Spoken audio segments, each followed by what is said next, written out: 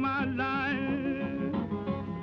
Ever go down in Georgia, I'm gonna walk and talk and tell everybody about the city of New York is New York City. Woo, ain't that city? New York City, people got to know my line. Ever go down in Louisiana and walk and tell, been on the top of town here and it's called Ellen, New York City. Ain't that city? New York City, people got to know my line.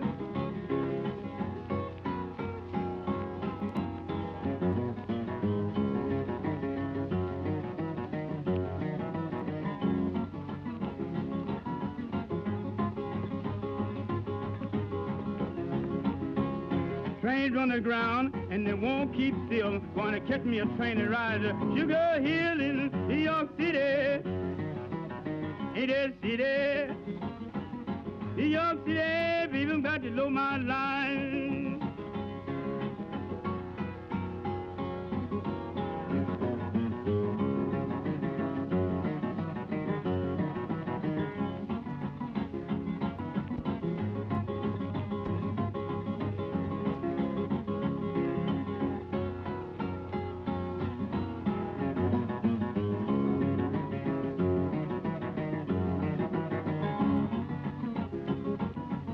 New York City, people got to know my line.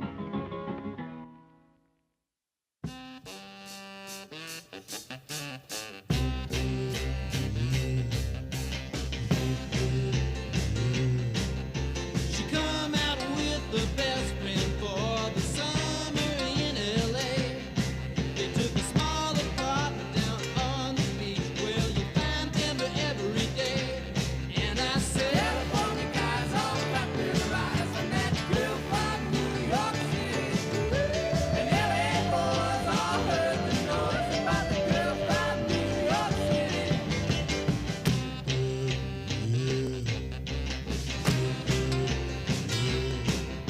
We'll turn them on with all the things that will be happening night and day. We'll show them such a groovy time that they'll both be deciding to stay. And let me say, California guys all got their eyes on that girl from New York City. The LA boys all heard the noise about the girl from New York City.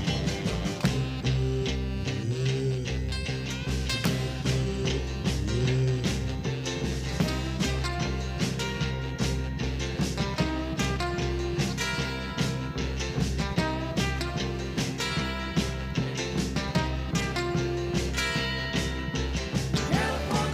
all got their eyes on that girl from New York City. The LA boys all heard the noise about the girl from New York City. California guys all got their eyes on that girl from New York City. The LA boys all heard the noise about the girl from New York City.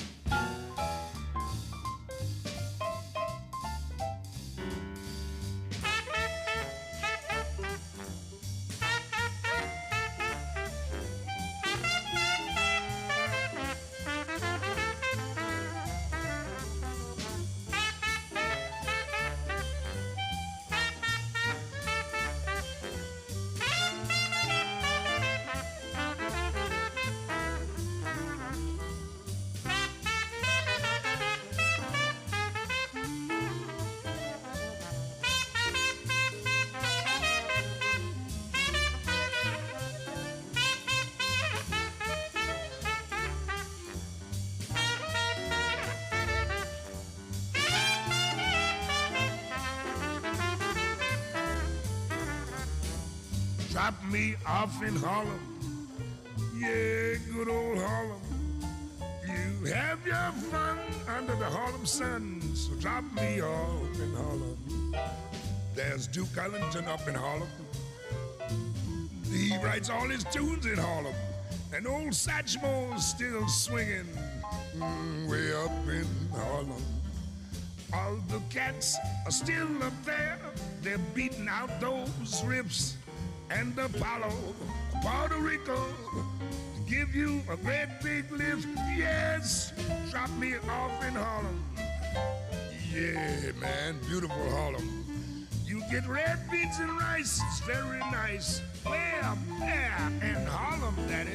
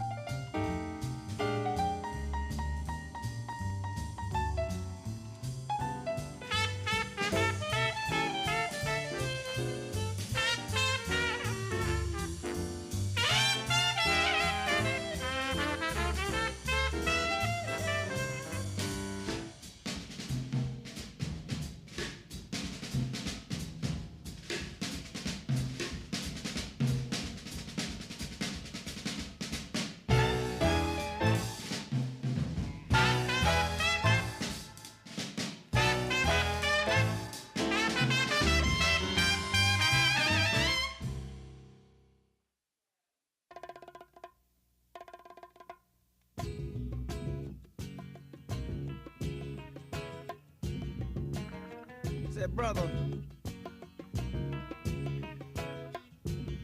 can I borrow a thin, brother, you know, a dime?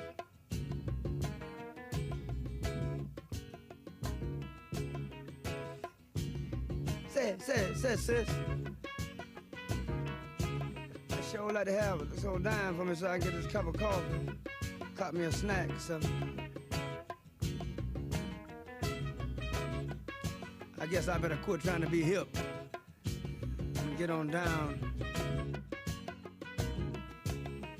Hey, man, like, you know. I was born in New York City on a Monday. It seems I was out trying to shoot by Tuesday noon. All the bad cats and the bad hats doing me a real big favor. I got the bad cats and the bad hats playing it on real good. There's a dime boy, give me a shine boy. How just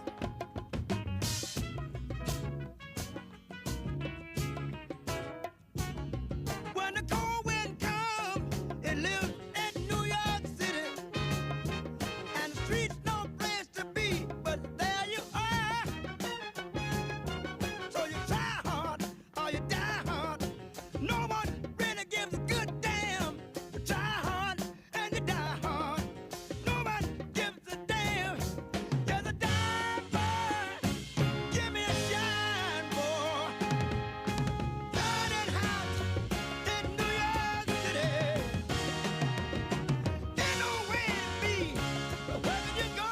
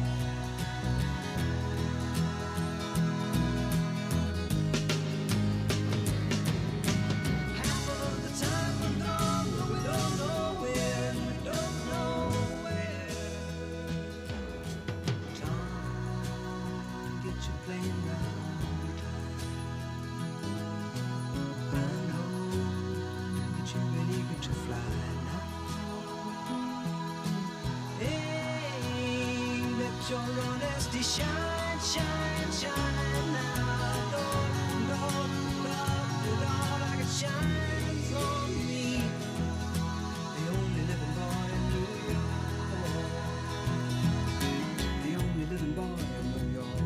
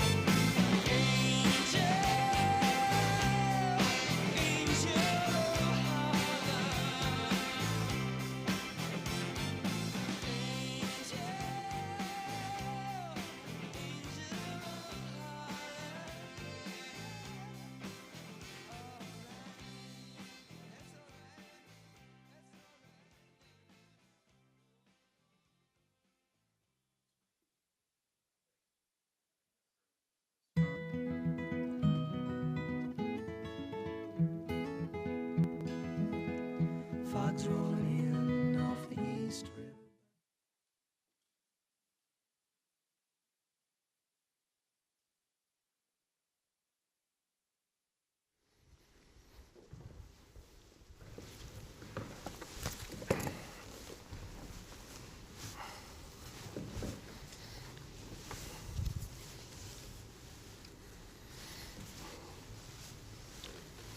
Good morning, everybody. We're going to talk today, later on, about some of the challenges that this city is facing as we continue to fight back against a second wave of the coronavirus. And we're going to talk about everything we need to do to continue to protect ourselves as a city. And as with every time we get together, I'm going to talk about the role that New Yorkers play. And the fact is, it comes down to the people of this city each and every time to step up, and people have done it heroically, brilliantly, and we need that more than ever. But today we're also going to talk about the role the people play in working together with our police to protect all of us, to keep this city safe. Today we're going to talk about the importance of moving forward as a city. We have a very bright future, and that future is going to be based on the people of this city. Rebuilding the city, bringing it back, restarting our economy, recovering from this crisis. That effort by the people of the city who have proven incredible resilience and strength is what's going to make the difference in the future of New York City. And what we found over years is when the people in neighborhoods all over the city work with police, that's what truly makes us safe. We learned a long time ago that having a great police force is crucial. And continuing to improve that police force and our strategies, our approaches, that matters so much, but nothing is as important as bonding police and community together. That's when really extraordinary things happen. So today we're going to focus on what it means to really make neighborhood policing come alive. To take our values, the values of the city, we believe in equality, we believe in fairness, we believe in community, bringing those values together and deepening our strategy of neighborhood policing. To do that, we always need the right leadership. To do that, we need to keep moving forward leaders who truly share that vision and understand it personally and passionately and are going to act on it. And today, a new generation of leaders is being announced, a new generation of leaders in the NYPD who will help us move forward. And I want to thank Commissioner Shea, who has made it a point for years as we've worked together to identify great talent, up-and-coming talent, and move them forward, because he believes in constantly rejuvenating and building the ability and the leadership of the NYPD. So with that, I'm going to turn to our Commissioner for some very important new announcements. Thank you, Mr. Mayor. Good morning, everyone. Almost immediately, we will have announcements you will hear about a series of moves that are taking place within the police department at the highest levels. We'll get to that shortly, but first, none of them are more important than the naming of the next chief of patrol for the largest police department in this country. As you can see, and probably the worst kept secret to my left is Chief Juanita Holmes. And I am beyond proud and ecstatic for Juanita on a personal level, but also on a professional level, to tell you now that Juanita will be the next and first woman chief of patrol for the New York City Police Department. Before I let Juanita talk, let me just talk to you about Juanita for a second on a personal level. When I was named and had the honor of being named police commissioner last year, which seems like quite a while ago, as I think we would all agree, Juanita was not even a member of the New York City Police Department at the time. But I have a long history of friendship with Juanita. I've seen her work up close. I've seen her leadership skills. I can tell you that she has walked the walk and she talks the talk. She has been a precinct commander. She has been a PSA commander. She has been a borough commander. She understands this city. She understands the importance of neighborhood policing. She also understands the importance of keeping people safe. I think she is the complete package. I couldn't be more proud to be here with her. And with the Holmes family, this is going to come up, no doubt. You hear about blue families and police families, but then there is the Holmes family, which is really it's kind of like the Brady Bunch. It's a complete different level. So without further ado, let me introduce the next Chief of Patrol for the New York City Police Department. Thank you, Commissioner. Thank you so much. First, I want to thank Commissioner Shea for this privilege to continue to serve the people of New York City as the Chief of Patrol. I'm grateful and humbled to continue serving under his leadership. The NYPD is my family, and as the Commissioner said, literally, I have 16 immediate family members that serve with me in this department, and proud to do so. I also have the family, my NYPD family, which is my inherited family, my chosen family. And I like to thank each and every one of them, because I wouldn't be here if it wasn't for so many of them that shared my vision. I think about we have some of the finest women and men in this department. They love what they do, they love the city, and they're very selfless when doing so.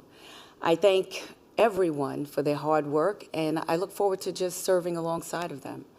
As Chief of Collaborative Policing, and in every role I think I've played in this department, equality, fairness, transparency has always been at the very heart of what I do.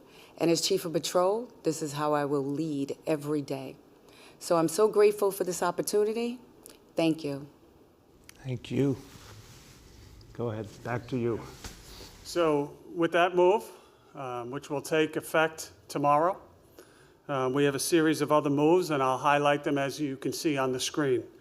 First, we're going to have Chief Eddie Delatorre, who is currently our Chief of Transit. Thankfully, is not leaving us. He is merely sliding over to assist us in the labor relations field. So he will be sliding over as Chief of Labor Relations. Next, we have Chief Kim Royster, who is going to be taking over as Chief of Transportation in a field that was opened up tragically with the passing of Billy Morris some months ago. Third, we have Assistant Chief Kathleen O'Reilly, and these transfers will come with promotions, who will be receiving a 3rd star and replacing Chief Eddie Delatorre as the Chief of Transit for the nation's largest transit police. Next up, replacing Kathy O'Reilly in Manhattan North as the Borough Commander. Chief, now receiving a 2nd star, Phil Rivera. And as I recite these names, and many of these people I've personally over the years worked with, Phil worked with me many, many years ago in the Bronx in the 44th Precinct. And he will be a tremendous asset in Manhattan North. He's already assigned there, but now he is taking the reins as its leader. And last but not least, Inspector Lola Obey, who will shortly be receiving a star and be Chief Obey, is replacing Juanita, who vacated the position some time ago as the Chief at School Safety Division. So a series of moves that will really round out our leadership team at such an important, critical point in New York City. Thank you. Thank you so much, Commissioner. And Commissioner, I commend you for the people you've chosen, extraordinarily talented, experienced members of the NYPD now stepping into leadership roles. I want to thank you for continuing to develop leadership that truly believes in a neighborhood policing vision and that represents all of New York City. We know that a police force that listens to the people, works with the people, represents the people, understands the people is a police force that will be effective. And that's what neighborhood policing has been all about. And these new leaders will help us take that to the next level.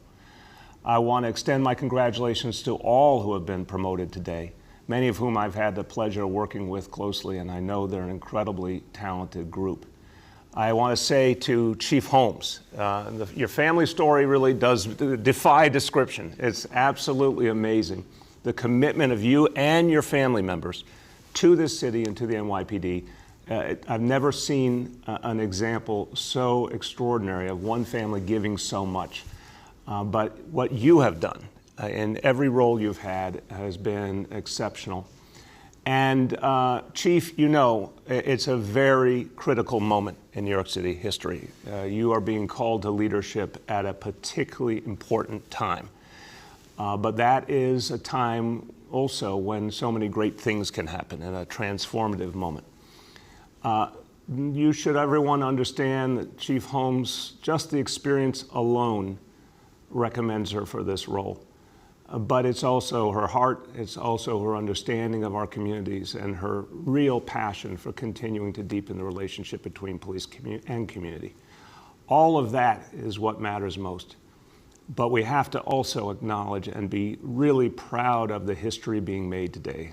The first woman ever to reach the highest levels of the uniformed ranks of the NYPD. The first African-American woman to be chief of patrol. These are important steps for our city. So we have a lot of work to do, and a lot will be resting on your shoulders, Chief.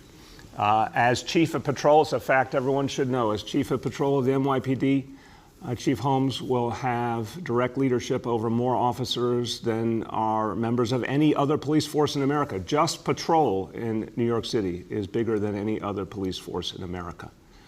But she is ready, and she has proven over the years that she's the right person for a crucial moment in our history. So congratulations. Thank you so much. Congratulations. Thank you.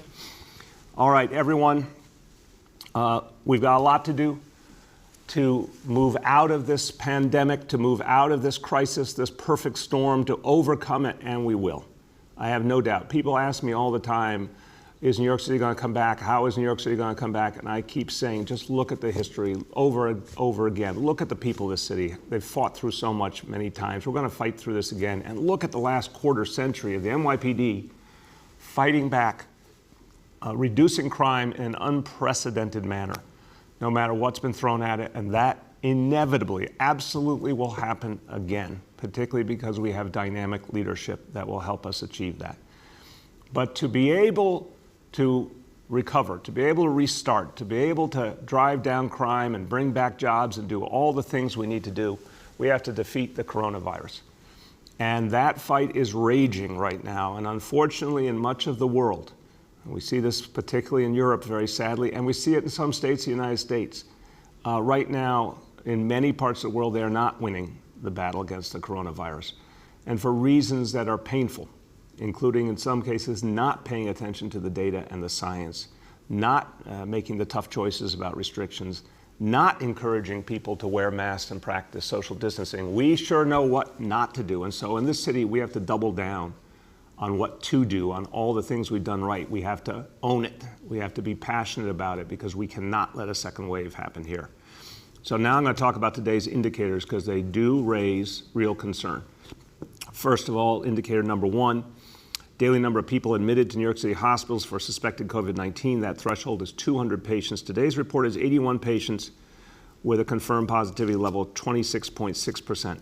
That number alone continues to be relatively good.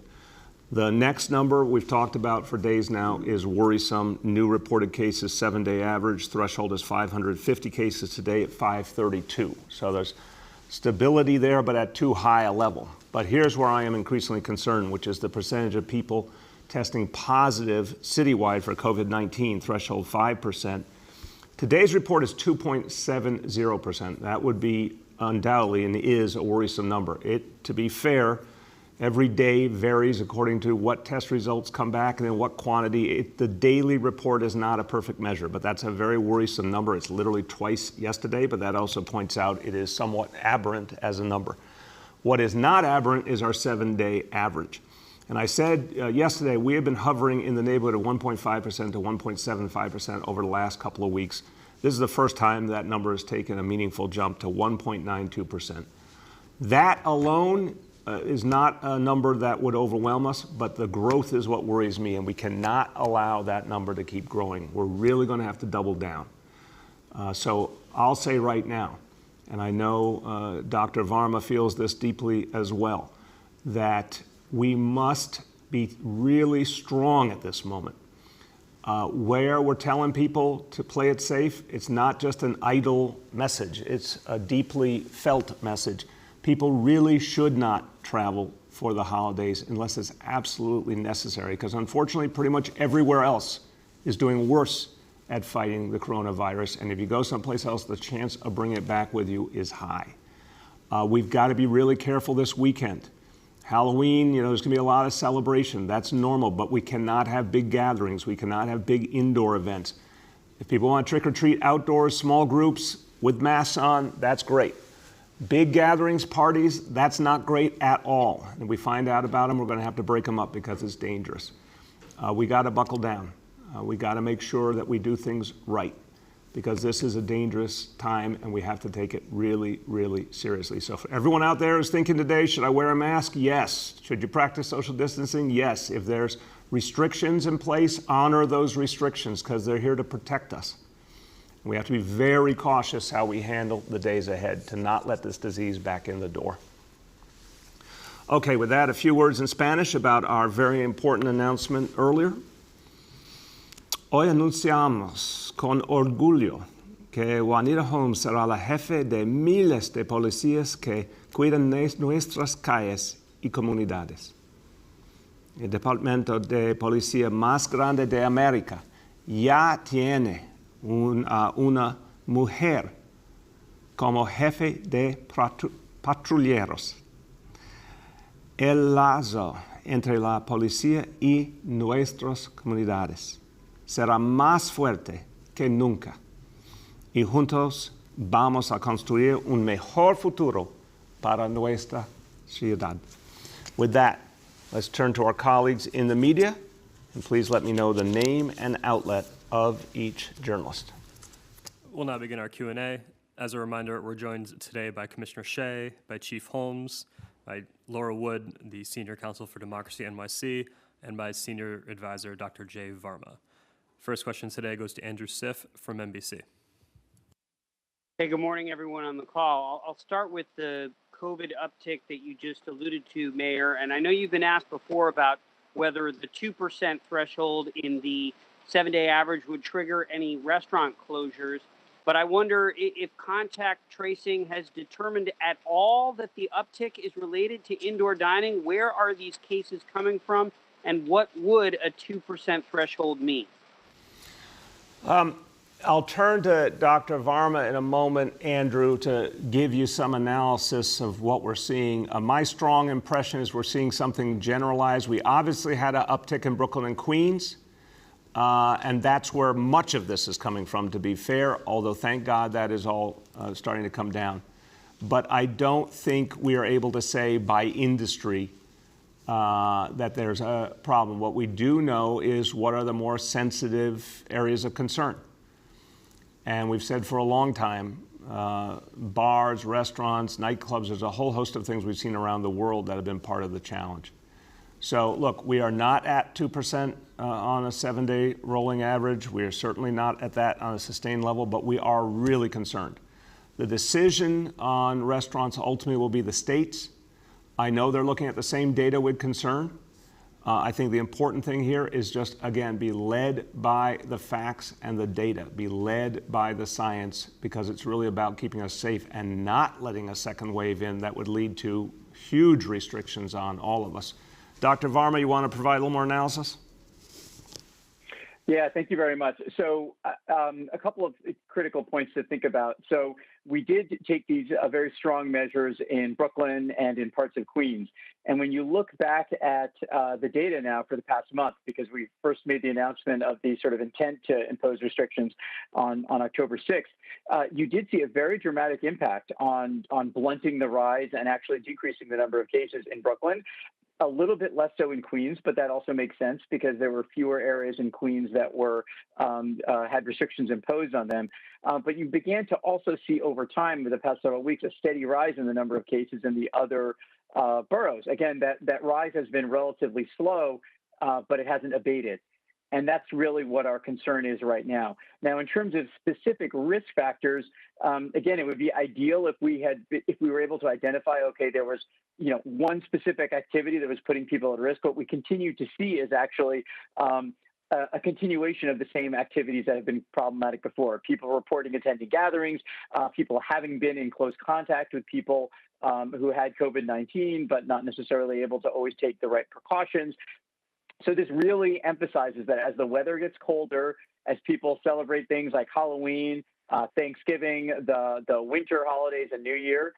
It's going to be absolutely critical. And again, this is a trend that you're seeing everywhere else in the world. And I just want to flag major cities in Europe, our sort of sister cities, are now going back to severe restrictions. They're effectively returning to pause. And it's very important for us to take all those individual measures like avoiding gatherings, wearing masks, keeping our distance if we want to avoid that same outcome. Go ahead, Andrew. Second question, different topic, early voting. Pretty less than stellar weather today and tomorrow expected for the early voting. I'm wondering if you think there's been enough of a turnout in terms of early voting to dent the election day crowds themselves?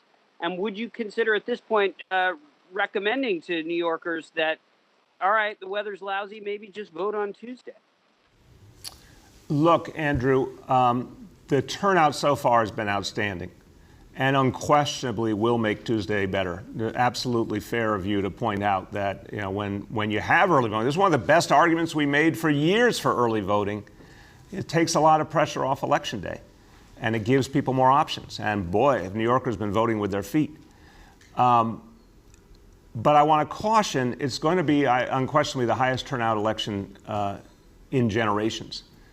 So Tuesday is still going to be a hell of a lot of people. What I'd say is if you have an early voting plan, stick with it. If you can tough it out through the weather, I still think it's better to get that vote in early and get it done, because I'm not going to be shocked at all if there are huge, huge lines on Tuesday. Most people are still used to only voting on Election Day itself, so I'm not going to be surprised if there's huge lines. So early voting is a blessing. It should be handled a lot better by the Board of Elections. They still have time to add even more hours for the weekend, and they should. But it's still a great, great option. I encourage people to use it. Go ahead. The next is Marcia from WCBS. Good morning, Mr. Mayor and Police Commissioner Shea.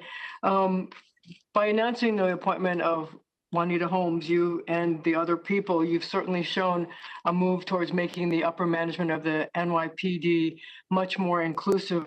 Can you tell me what message you're trying to send to protesters and others who have been critical of the NYPD and said that it has not been as responsive as it should be to the minority community?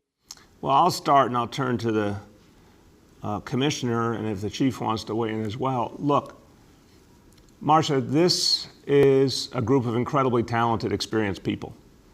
One thing that is so clear to me is just the extraordinary wellspring of talent in the NYPD. Throughout my administration, I have been elevating leaders from within the NYPD or people who worked in the NYPD to the highest positions, obviously with the three commissioners.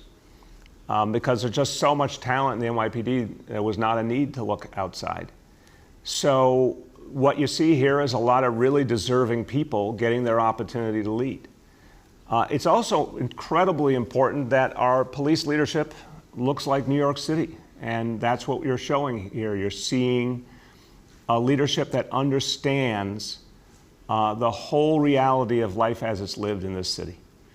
Leaders who truly feel our neighborhoods and our people. That's very healthy for the NYPD. So I think it says to neighborhood residents, it says to New Yorkers all over the city that there are people there that they can immediately relate to, understand their lives, and that everyone's working together. That's really, really powerful. I also want to note that it is really time to have more and more women in positions of leadership in the NYPD and obviously in police forces all over the country. And I want to thank Commissioner Shea. It's been a very, very tough time this last set of months we've been through. And the commissioner has dealt with challenges he could never have imagined, I could never have imagined. But if you know Dermot Shea, you know how committed he is to really giving the most talented people an opportunity, and not just continuing the patterns of the past, but elevating new leadership. And he has really shown it with these crucial promotions today. Go ahead, Commissioner. Thanks, Marcia, for the question. As I'm sitting listening to the mayor speak, I'm just thinking about all, the last year or so and appointments that I've had the honor of making throughout my time as police commissioner. I couldn't be more proud of the people that I've appointed. I certainly think of inclusion and diversity, but I just want to make the point that Juanita is sitting maybe 20 feet from me right now for one reason and one reason only, because she's the best qualified and she's earned it. And she's an incredible talent. I alluded to before, you know, I was having conversations with Juanita when she was not an employee of the New York City Police Department, right after I found out I would be the PC. And, you know, we had conversations, and then we had more conversations, and she eventually came back. And, you know, I certainly think about making sure that the department at the highest levels is representative of the people of New York City. I think that's extremely important. I think it's extremely important that people have role models that they can look up to and relate to. But I also think that that shouldn't take away from, you know, as I said in my opening, she's walked the walk, she's talked the talk. I mean, I'm looking at Lola's picture a minute ago, and I could say the same about Lola. Lola's never shied away from work. She's taken the hardest jobs. She's been a precinct commander, which is the hardest and probably the most rewarding job in the police department. You are accountable to whether it's 50,000 people or 200,000 people in your precinct. You're essentially the mayor of that precinct. Juanita has done the same. She's, if anything, moved towards the more challenging assignments. And that's why I have zero qualms about sitting here today and knowing that she's going to shine in her new role. You want to add, Chief? Marcia, I'm just very happy to have this opportunity. Like the commissioner said, my entire career path has been patrol-oriented. I stayed out there. I thought that's where I had the most impact. Leading cops where they share your vision and having the community trust and, you know, have faith in their police department. That's always been my goal. And now being the highest ranking of patrol, it's overwhelming but truly humbling. And I'm very grateful to have this opportunity and hopefully moving forward, restoring trust and faith in our community with their police department. Marcia, go ahead. So this also is a question for all three of you. These appointments come at a time when the governor is demanding that the NYPD and police departments throughout the state come up with changes to better reflect the needs and the desires of people in all communities in New York City. I wonder what your thoughts are, as this may be the first step towards that, but what other changes do you see that will satisfy the state's desire for change? Look, Marcia, I don't look at it through the prism of what people someplace else want for New York City. I'll look at it through the prism of what the people in New York City want and need. We have been doing the work of change and reform for 7 years now. It's not something that's new to us.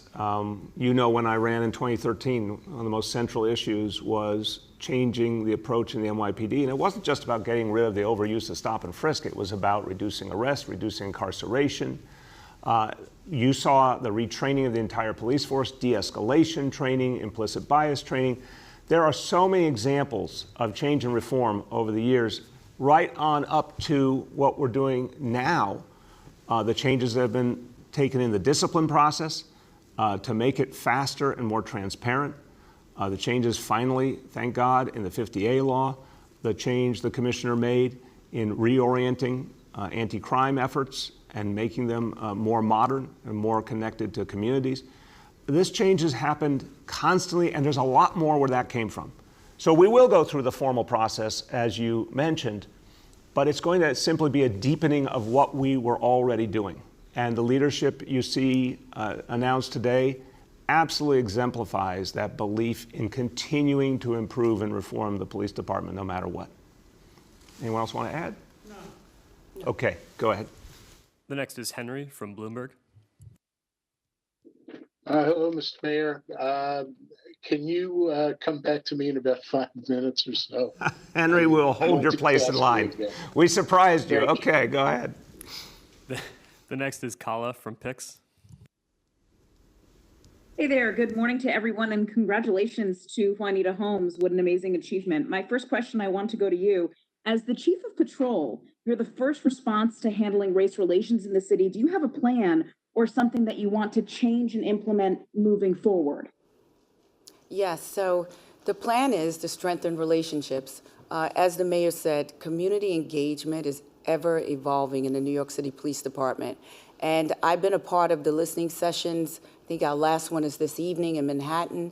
And you have to hear, the people want to be heard, and we're there to listen to them. But they have to play an intricate part in crime reduction, as well as improving the quality of life. And strengthening those relationships is my plan. I believe that a police department should be trusted by the community they serve. That community should have faith in their police department. And that's my ultimate goal, to make sure that happens. When you restore faith and trust in the police department, it has an ultimate effect on the morale of police officers. You know, when your community feels good about you, you feel good about that. Well said. Go ahead, Kyle. You have the most calming voice. I love that. So thank you. And then also, and then all of our Mr. public Mayor, service announcements. Calm down, New York City. You know. Mr. Mayor, I want to switch gears, talk about education. We talked before about Wi-Fi in the homeless shelters. I got wind earlier from the Legal Aid Society saying the city is not able to offer a timeline right now for getting that Wi-Fi in homeless shelters. The goal is to get it done by the summer. So what is your solution for these kids who need connectivity to get to school? Kala, it's such an important question because we've got to serve every child, regardless of what's happening in the life of their family. And I always say when it comes to homelessness, there but for the grace of God go we. A lot of people who have become homeless, a lot of families in recent years are working families, hardworking folks who just couldn't pay the high rents in the city or couldn't get a job that gave them the kind of wages they deserved. And so we have to really have a lot of empathy for these families, and particularly kids. All kids struggle when you're growing up. It's hard on a lot of levels, but in the middle of a pandemic and then you're homeless on top of it, it's a lot. So we have to be there for these kids. We are going to rewire all of the shelters that have kids in them, period. We'll have a timeline. I'm going to let our law department and our social services department speak to that, and they will do that soon. But we're going to do it. What we're going to do in the meantime is reach every single child, every single family. And if they have a device and they need a different internet service, we'll simply provide that to them. We'll make sure that's free for them. If they don't have a device, we'll provide that for them. We are going to make sure that whatever they need to get service in the short term, they have it. And we do know, Kala, that in some cases it was simply a matter of changing providers, that some providers have better reach, and we want to be able to make sure that every child is served. So I'm going to say again, if you, Kala, or anyone knows of a family in shelter that doesn't have service, let us know immediately. We will literally right away send people over to address it with that family. If any family doesn't have service, they want to call 311, we're going to get that addressed. Literally in a matter of a day or two, we can get the service turned on to make sure that that child can learn. The next is Emma from the New York Times. Hi, good morning, Mayor. So Dr. Varma mentioned Europe, and there are closures in Europe, but the schools are staying open. So what do you say to parents who are watching that 7-day average rise and get closer to 3% and are very anxious about their kids missing out on this opportunity that's been so life-saving? Yeah, so Emma, look, I want to say to you, I'm really thinking about parents and what they're going through right now. I'm thinking back to when my kids were in public school and thinking about what it would feel like in this moment. And I would want a lot of assurance that it was safe. What I think has become clearer and clearer over the last weeks is a few things. First of all, we're seeing all over the world a different reality in schools than in the surrounding community. Schools, in many cases, have been a lot safer. Younger kids, obviously, thank God, a lot less affected. But let's talk about New York City, which has set a very different standard than any school system in the country, because we've layered mask wearing for kids and adults, which most places are not doing, with constant cleaning, with social distancing, with testing. And let me give you the latest on the testing. Since we started the school surveys that we were going to do every school once a month. We now have over 1,000 schools, almost 1,100 schools have gone through the first round of testing. 55,000 plus tests taken and only 64 positive cases. So I just want this to sink in. This is astounding. These cases are both students and staff. 64 positives out of 55,000 tests. What it says is our schools are extraordinarily safe. So yeah, we are watching these numbers very carefully and we're concerned, but at the same time, we're testing constantly in the schools and we're seeing literally the opposite. We're not seeing movement in the wrong direction in schools. We're seeing incredible stability in the schools, very, very low level of test positivity, and that is a blessing. Go ahead, Emma. Thank you. My next question is for Ms. Holmes. First of all, congratulations from me and my colleague, Ashley Southall. Ashley wanted me to ask you, you're being promoted during a tumultuous time when the NYPD is dealing with the pandemic, the push for stronger reforms, including stop and frisk, a policy that you supported. So how do you view this moment in policing and the way forward? Well, it's like the perfect storm. And to relate to stop question, I always said stop and question. People often add frisk. There were times numerous times that it was overly abused. So that I don't support. I want to make that perfectly clear. Is it a valuable investigative tool when used correctly? Yes, when used correctly. And you're absolutely right. It's a very tumultuous time. Like I said, the perfect storm. But New York has always been met with adversity, and we weather the storm, trust me, and we'll get through this. This too shall pass, and it'll be on a more positive note. It'll be a more stronger relationships with the community, building morale with the police officers. I have nothing but positive hope moving forward in this position that we can do this, and we will, and we will. Thank you. Go ahead. We'll go back to Henry from Bloomberg. Thank you. How are you doing, Mr. Mayor? I'm doing well, Henry. Henry, we believe in redemption. Good. You do get a second chance when it comes to our press conference. I appreciate it. How do you feel about Steve Cohen buying the Mets? There have been reports that you are trying to stop it, that you oppose it. What is your position on this? What are you trying to do? Yeah, yeah, right. You want to speak to that? You know, it's funny, Henry. People like to read things in, and I think I've been asked this several times, and I've said literally exactly what's going on. What matters is that we have a responsibility in New York City. It's our land. There is a legal requirement that if there's an ownership change, it has to be evaluated. Our law department is doing that evaluation based on the law. And why? Because it's about protecting the interests of the taxpayers in New York City and making sure that the transaction is appropriate given what it means for the city's ownership of that land. That's all that we're doing, is making sure that we are satisfied under the law. And that process will resolve very quickly. I've said it's coming close to completion. When the law department completes its work, they'll publish their results.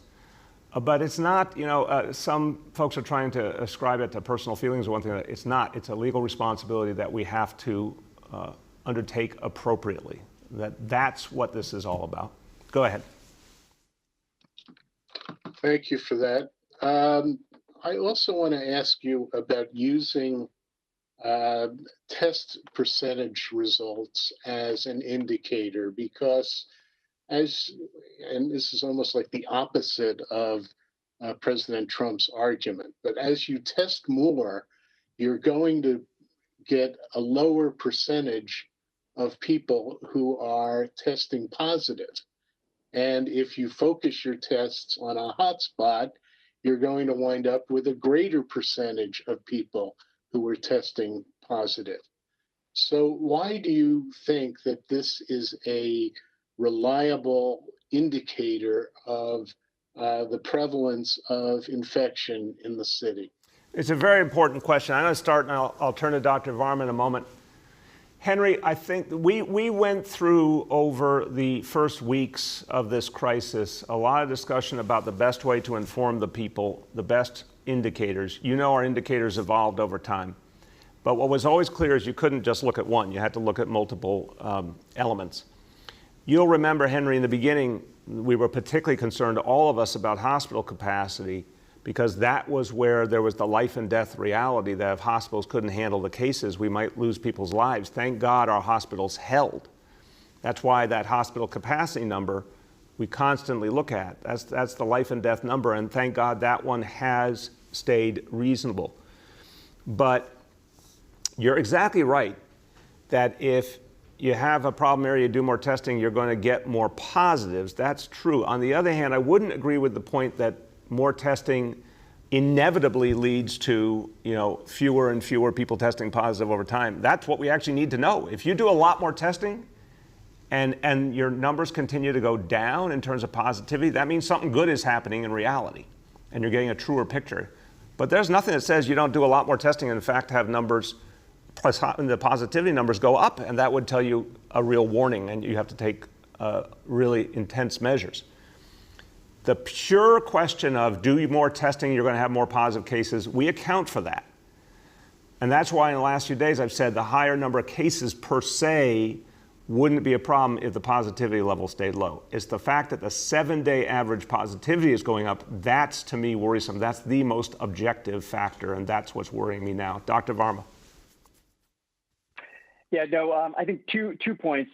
One is testing alone we don't use testing as an intervention in these hotspot, cluster areas just because we want to fix the numbers. The reason we're using testing is we're using it as a tool to identify people who are infectious that can be, safely separated, and identify their contacts and have them safely separated. So while the numbers mathematically may change a little bit, the effect is actually much more dramatic than that because we have seen the power of contact tracing in those areas. The second point is just a very quick, understanding of epidemiology terms. In an ideal world, we would have absolutely accurate real-time indicators of two things: how many new people develop sickness every day, and how many infectious people are there in the population, because you can stay infectious for several days. So you get added to the group. Some people leave the group because they're no longer infectious, but there's a larger number. So one is called incidence, number of new cases. The other is called prevalence, how many infected people are there. Incidence we currently measure using confirmed cases, but that's a slight underestimate, not even slight. Sometimes it can be a big underestimate, because people don't get tested. So that number we use, but we also know that it's an underestimate of the new people every day. The second is prevalence, how many people in the population are actually infected at any one time. We use test positivity for that, and that is a slight or maybe sometimes dramatic overestimate of it. So that's why we have to balance those two numbers together, because both of them have some imperfections, but when used together are very powerful. Thank you very much. Go ahead. The next is Julia from the Post. Oh, thank you, Mr. Mayor. And I wanted to note that it is a maternity leave that I'm going on. Some people were a little confused why I was going away for a while. So just wanted to clear that up. That's right. It's a good thing. And then I'd like to follow up on Henry's question about the purchase of the Mets by Steve Cohen. First of all, I just wanted to see, do you think Steve Cohen on a personal level would be a good owner of the Mets? He's a hedge funder worth a lot of money who has a bit of a checkered legal history. What's just your personal opinion? Should he own the Mets going forward?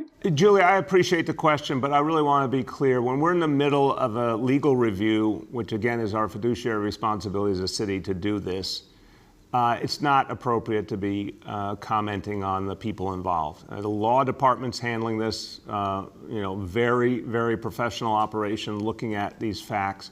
Again, this will be concluded quickly, but I'm not going to issue personal views in the middle of that kind of review. Go ahead. Okay, and then the MLB deadline to vote on this is Friday, and it doesn't look like they're going to wait for a decision from you. Does the law department expect to have it wrapped up by then? And can you just address why you had a conversation with the MLB Commissioner Manfred, and what did you two discuss? Sure. I want to respect a private conversation, so I won't go into a lot of detail. I'll just give you the very simple point. I reached out to Commissioner Manfred, simply let him know that we had this legal responsibility and we were pursuing it and doing due diligence, and that we intended to obviously go through that process as quickly as possible. So it is winding down. I'm not going to give you an exact day or hour, but it will be very soon. We understand MLB has their process. That's understood, but we have our process we need to go through the right way, and very professional people are doing that work. But it was just important to me to just let him know that we have a legal obligation and we're going to fulfill it. Go ahead. We have time for two more for today. The next is Shant from the Daily News. And if I could add my congratulations to Chief Holmes. I know my colleagues and I look forward to covering your work. And I wanted to ask you, Chief, about what looks like, the most pressing challenge on the horizon for the NYPD, which would be demonstrations and possible unrest around next week's presidential election. Can you just share your thoughts and strategy for keeping things safe next week? Well, I think that we are definitely structured in our response. Should we be met with that? Next week is going to be a challenging time. I mean, we're making no qualms about it. But with that being said, we took a look at what we did last time, and moving forward, we can all get better. There's some training that's been implemented in our response as far as our officers are concerned. We met with a lot of the bids and spoke with them about their due diligence and how they can help in preventing some of the matters that took place during the last demonstrations. But I can honestly say that we are prepared should there be a necessary response. Go ahead, Sean. Yeah, thanks for that. I directed that at Chief Holmes because I know both the commissioner and you, Mr. Mayor, have addressed this topic before. Switching gears, Mr. Mayor, I wanted to ask about a warning that the FBI has issued about cyber criminals targeting the U.S. healthcare system by apparently, trying to jumble up information and extort hospitals. The AP reported that a hospital system upstate New York has been targeted. Can you just say what's being done to protect public and private hospitals in the city? It's a very, very important topic, Sean. New York City is blessed to have a very strong capacity to address cyber attacks. Our cyber command is an extremely talented group of people, very strategically conservative in their approach, and really making sure that we have what we need across all elements of city government. That obviously includes our public health system. So we've talked about this a lot over the last year, and I feel very confident about that. We've watched attacks on other cities and learned from them, and put additional measures in place. In terms of private hospitals, we'll make sure that we're coordinating with Greater New York Hospital Association and making sure that if there's any concerns they have, we're working closely with them. I'm sure the state is doing the same, which regulates the private hospitals. But it's a really important question. And while we're all focused on a host of other problems, we should never go to sleep on the danger of a cyber attack, which could be even more devastating. So we're going to continue to take a lot of precautions. Last question for today goes to Erin from Politico. Good morning, Mr. Mayor. I wanted to ask about, following up on Andrew's question earlier, where these increases are coming from. I understand that you can't trace it specifically to, it's restaurants or something, at that level of specificity, but if the cluster areas have actually been doing a little bit better, is it just across the board in the city it's rising, or is it particular neighborhoods or demographics, or, just sort of what is your best explanation of what's going on here? I'm going to start and turn to Dr. Varma. Look, I think first of all, we have to understand those clusters were a serious, serious problem, and those restrictions were absolutely necessary, or else things would have gotten out of hand. We need to stop a second wave from hitting New York City. If we had not moved quickly, there well could have been a full-blown second wave. You're still seeing numbers coming off of that, Aaron. Remember that higher level of positive cases and higher level of positivity is also related, as we talked about earlier, there's a lot more testing happening in those communities in Brooklyn and Queens. That's a blessing. That's a great thing for now and for the future. But of course, it's bringing back a lot more positive cases and a higher positivity level than the rest of the city. So that is some of it for sure. Then there's the bigger worries. Everyone who's traveling here, and that's why we really need to double down on quarantining and travel warnings. And that's why yesterday I called for a change at the federal level, that I don't think anyone should be allowed on an airplane in this country unless they have a recent negative test result. We're just playing with fire here as a country if we allow people to keep traveling who may be carrying the disease. But we do have to keep an eye on the travel situation, because so many of the places around us are doing so poorly that any travel to New York City or people from New York City coming back from one of those places could well be contributing. So we don't have, best as I understand from the conversations with our health leadership, we don't have a focal point industry. We don't have a widespread trend across the city in the sense of big swaths of the city seeing the same exact problem. We do have those cluster areas that aren't done yet, and I think that's the single biggest factor we need to overcome. Dr. Varma? Yeah, correct. I would love for us to have been able, and we've looked exhaustively through our data, from our contact tracing data to our general epidemiology data, to try to find, are there, one or two or three specific things, specific settings that we could, if we stopped or we altered in some way, we could control it. What we see is that there are a lot of areas of the city, smaller geographic areas, where there's been increases. We have brought in resources to help control them and had a very big impact on helping to blunt the rise. But at the same time, we do see a slow and steady rise throughout many, many parts of the city. And so what are the factors that we're seeing? We're seeing a lot of the same things that we have before, just more of them. So as the mayor has said, travel, it represents right now about 10% of all of the cases that we've had in the past few weeks. About 7% of that is due to domestic travel and about 3% related to international travel. Again, those numbers change over time, and travel season is coming up, so it could become a problem, which starts our warning.